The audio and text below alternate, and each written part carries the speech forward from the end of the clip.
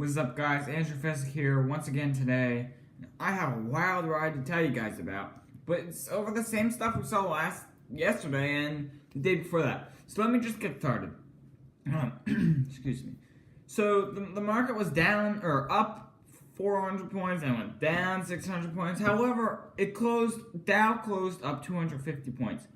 The big thing is that it was a huge reversal because it was down so much. And it's down 300 points, kept falling.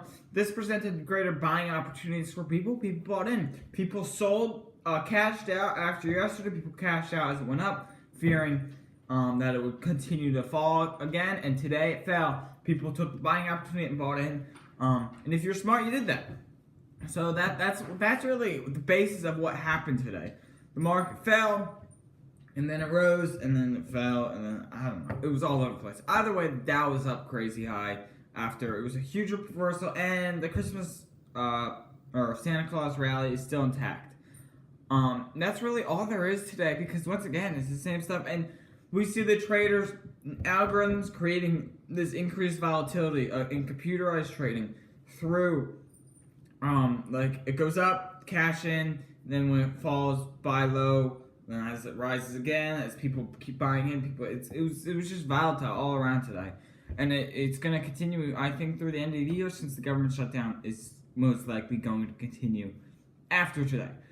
So that's something to keep in mind. Is there's tomorrow? Tomorrow you can buy. Tomorrow, there's Monday. There's Tuesday.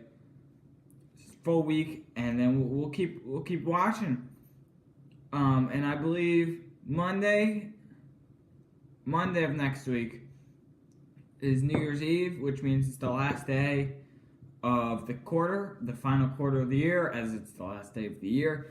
But the point is, the quarter will end, and we'll start probably the third week in January. We're going to start seeing quarterly reports and see how companies did. Now, thing I do want to remind people of is in the last few years, there's been a lot of buybacks, and the companies constantly buying back their stock price to produce a higher value yield. Like Apple, I was reading, I think they lost $9 billion on buying back their shares. Because of this, companies that are going to have been buying back their shares as the stock price has fallen, they've lost money because they could buy back the same price the same way everyone else does, and they're doing that, and that is hurting. That will probably hurt some earnings as they've lost money on their own stock price because it's taken a dip. Now, long term, I don't see that as being an issue. But short term, this volatility will hurt investors and the companies. And I think through earnings season, we may start to see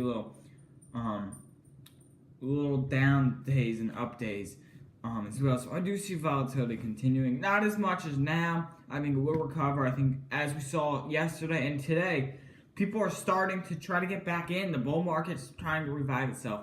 And I think we can get through this. Thinking long term, short term, day by day, you're going to go insane. The market is so schizophrenic right now. It's just all around. You're not going to be able to do it. But thinking long-term at the next 2 years, I think, year and a half, I think you'll be good. So we just have to continue to think that way.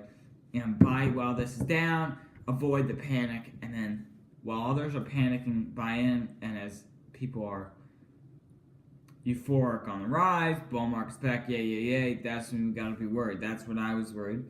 Right now, the market's oversold. It's buying opportunity. I'm swooping in. It's your turn too. All right, see you guys. Have a nice day.